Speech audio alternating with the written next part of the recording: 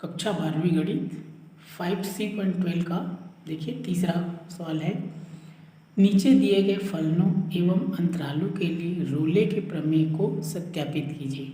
इसका पहला सवाल है f(x) बराबर sin 2x, अंतराल है 0 से π/2। तो आपको प्रोसेस को समझ लेना है, बाकी उससे रिलेटेड सवाल सब बन जाता है। देखिए यहाँ पर f(x) बराबर दिया है sin 2x, अंतराल 0 से π/2। अब बताया था इसका 3 ठो नियम होता है। पहला में संतत होना चाहिए, दूसरा में अवकलनीय होना चाहिए और तीसरा में fa बराबर fb होना चाहिए।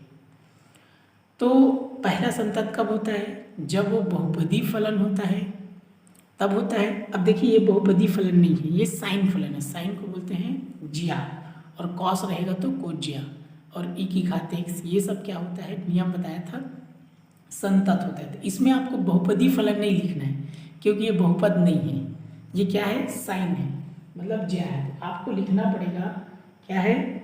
चूँकि यहाँ पर दिया है, देखिए पहला आपका दिया है f(x) बराबर साइन 2x, इतना दिया है। तब इसमें लिखना पड़ेगा आपको ज्या फलन संतत होते हैं, इस प्रकार लिखना है। क्या होता है? ये ज्या है इसलिए ज्या फलन संतत होते हैं।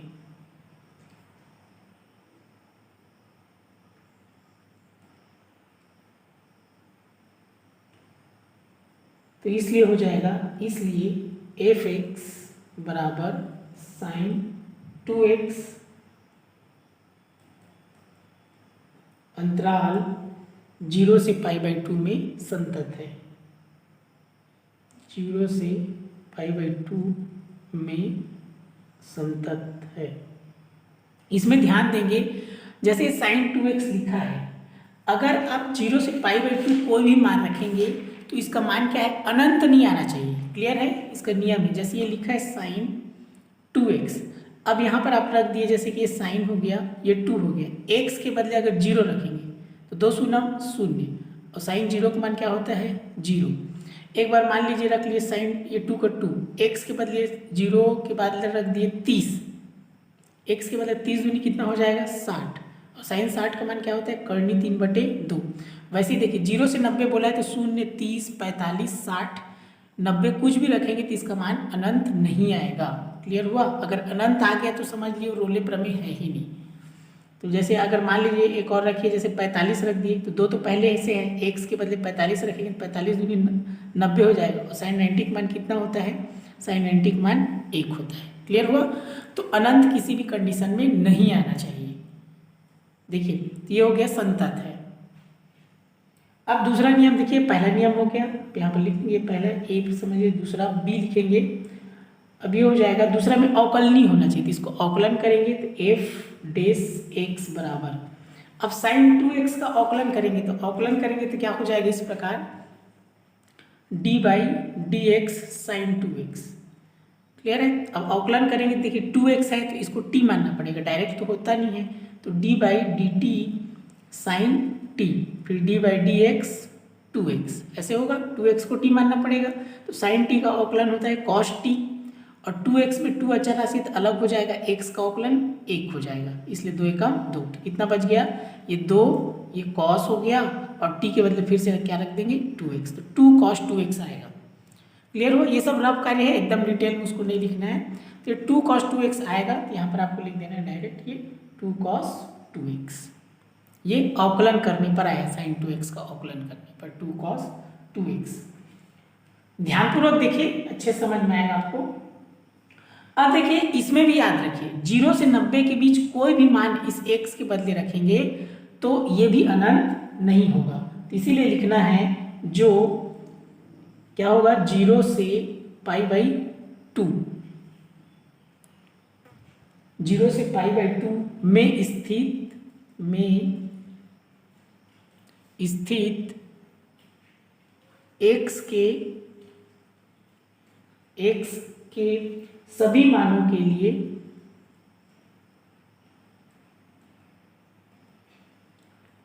सभी मानों के लिए अस्तित्व रखता है।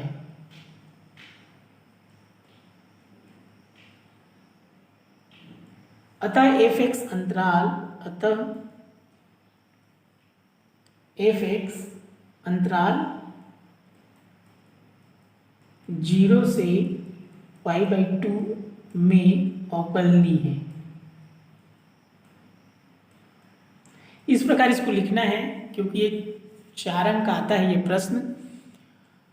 अब देखिए यहाँ पर जैसे ये बताया ना 2 cos 2x लिखा है, तो इसमें भी अगर आप रखेंगे जैसे कि ये लिखा है ये 2 cos 2x, तो x के बदले अगर आप क्या रखेंगे जैसे 2, x के बदले एक बार 0 रखेंगे, 2 शून्य 0, तो 2 cos 0, cos 0 का मान कितना होता है 1, तो 2 एकम 2, अनंत नहीं है। वैसे ये 2 cos 2 हो गया, x के बदले मान लीजिए रख देते हैं कितना 30, 30 दूनी 60, तो cos 60 का मान कितना होता है, ये हो जाएगा आपका 1/, cos 60 का मान हो जाएगा करनी 3/2। क्लियर है, तो ये कट जाएगा, कितना हो गया करनी 3। देखिए यहाँ पर cos 60 का मान 1/2 होगा, तो ये हो जाएगा 2 × 1/2, तो कितना हो जाएगा 1। तो कुल मिला के आपको ध्यान देना है कि जो इसके बीच में जैसे 0 से 90 दिया है, कोई भी मान रखेंगे तो उसका मान अनंत नहीं आना चाहिए, बस इसका आपको ध्यान रखना है।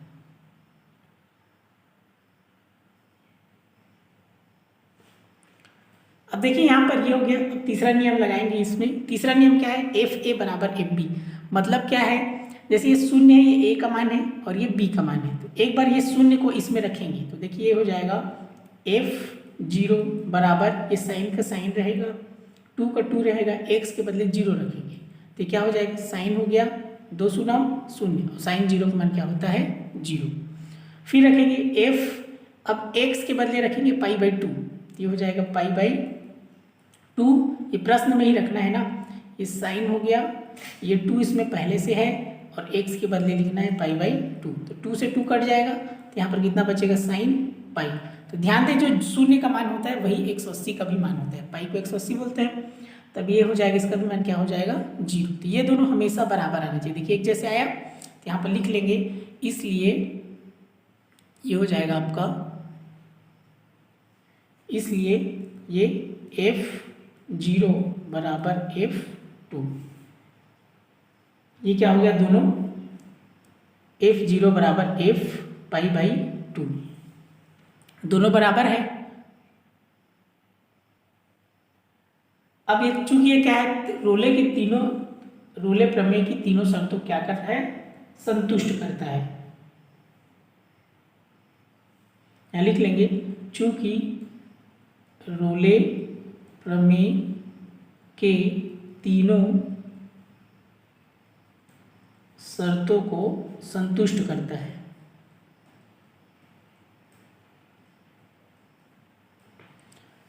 तीनों प्रमेय का, ये तीनों शर्तों का क्या कर रहा है, ये पालन कर रहा है, तब इसे क्या निकालते हैं, f' बराबर 0। अतः लिखेंगे,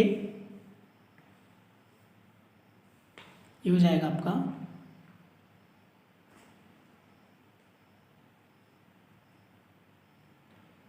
अतः इस प्रकार लिखेंगे, अतः 0 से π/2 में, अतः 0 से π/2 में c के कम से कम एक मान का अवश्य अस्तित्व होना चाहिए। तभी क्या हो जाएगा, f' बराबर क्या हो जाएगा 0 हो जाएगा। क्या होता है, f' बराबर 0। f' मतलब किसको लेना है, आप जो अवकलन किए थे उसको, अवकलन आप किसको किए थे, ये वाला देखिए, f' बराबर 2 cos 2x, तो x के बदले आपको c लिखना है, तो f' बराबर 2 cos 2c हो जाएगा। क्लियर है, तो 2 cos 2c बराबर 0। देखिए आगे क्या होगा, 2 cos 2c बराबर 0, f' का मान है जो अवकलन किए थे वही। अब देखिए cos 2c हो जाएगा, ये 0 हो गया, 2 इसके गुणा है तो कहाँ से आएगा, पक्षांतर करेंगे तो भाग में, तो 2 शून्य 0, तो cos 2c बराबर क्या हो गया 0।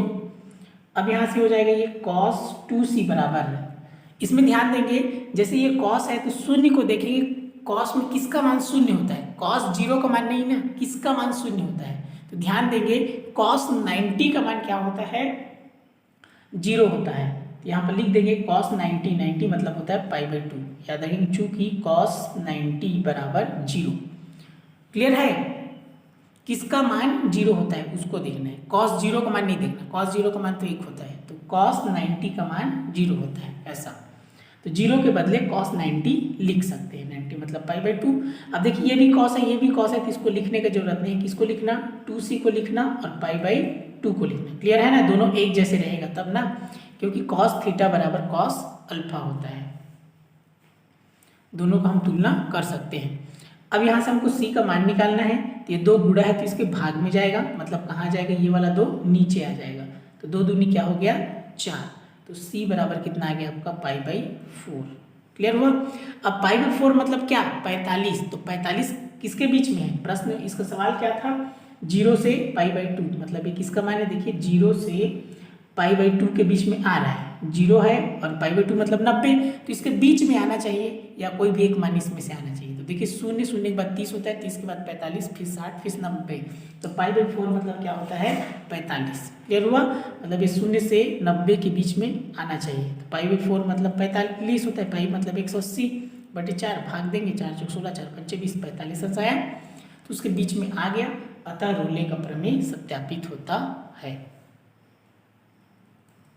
अतः रोले का प्रमेय सत्यापित होता है।